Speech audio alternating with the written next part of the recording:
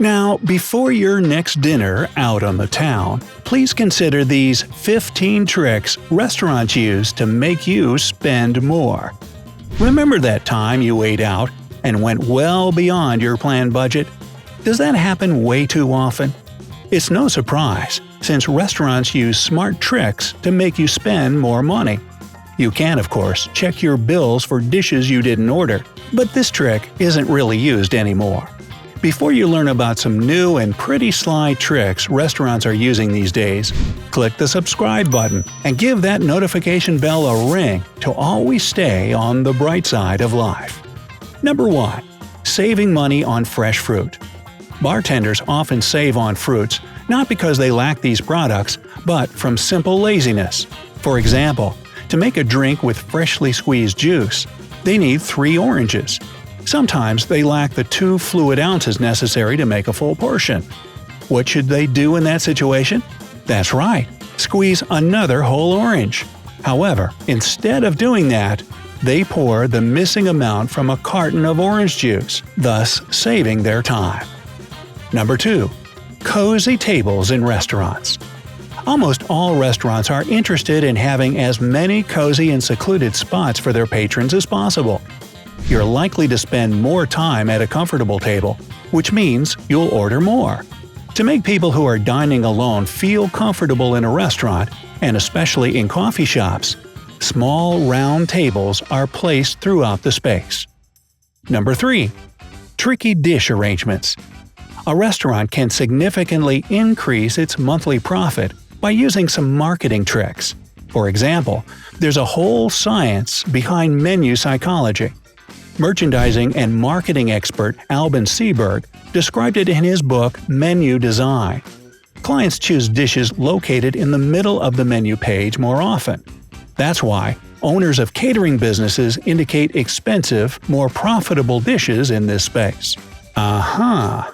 The least expensive items find themselves in the lower left area of the menu in small fonts to make it harder for you to notice and read them.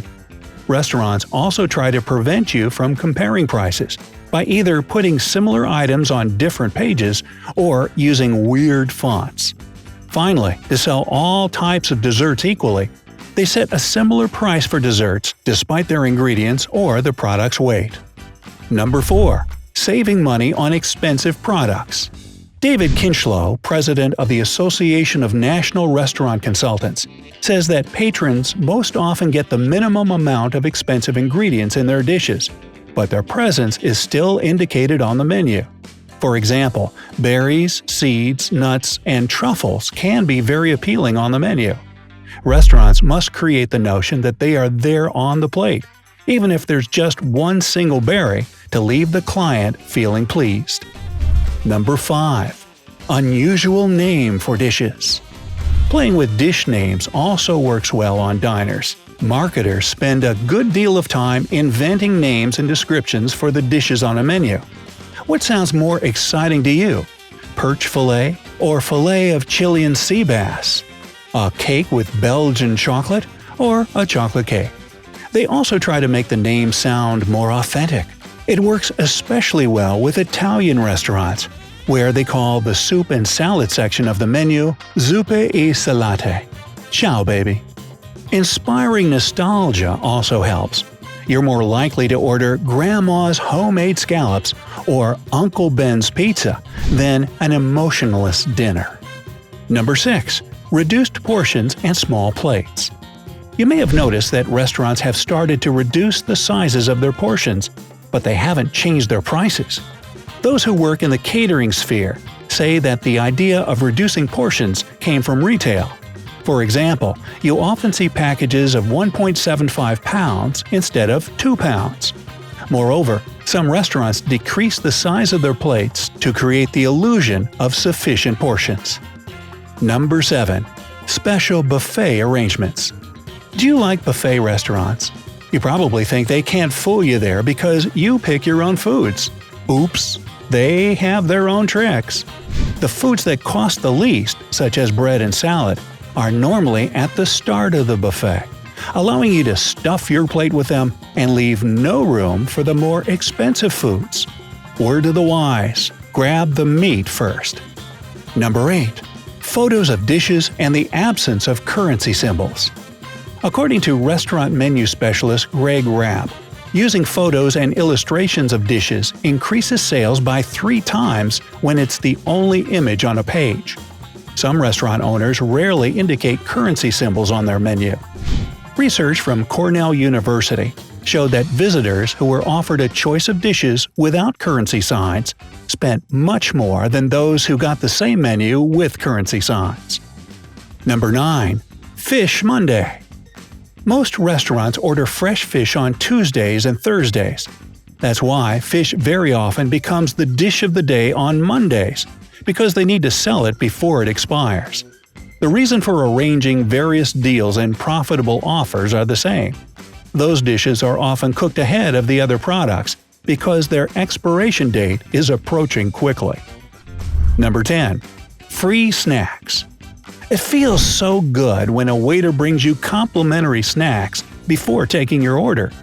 Olive, crackers, and chips are not a kind gesture of the owner as you might think. The real reason for such complimentary snacks is to make you feel thirsty. After eating several of those salty snacks, you'll want to order more drinks, bringing a bigger profit to the owner of the cafe. Number 11. The decoy effect. When you look at the wine card, you'll most likely skip the most expensive wine. However, you won't go for the cheapest either, so as not to look cheap. Your choice will most likely be the second most expensive wine. Newsflash!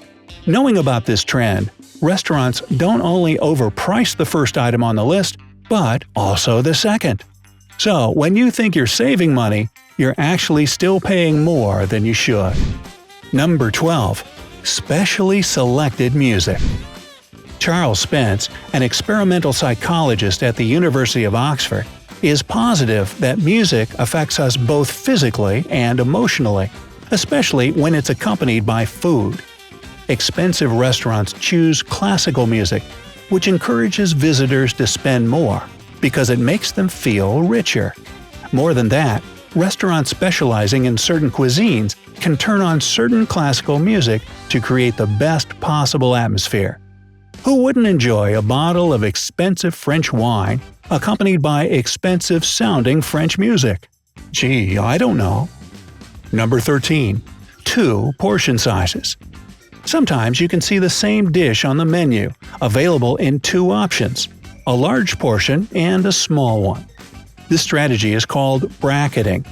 William Poundstone, American author, columnist, and skeptic, describes it in his book Priceless: The Myth of Fair Value and How to Take Advantage of It. A client initially has no idea what a mini portion is like and thinks that a smaller portion has a better price and that they'll spend less money by ordering it.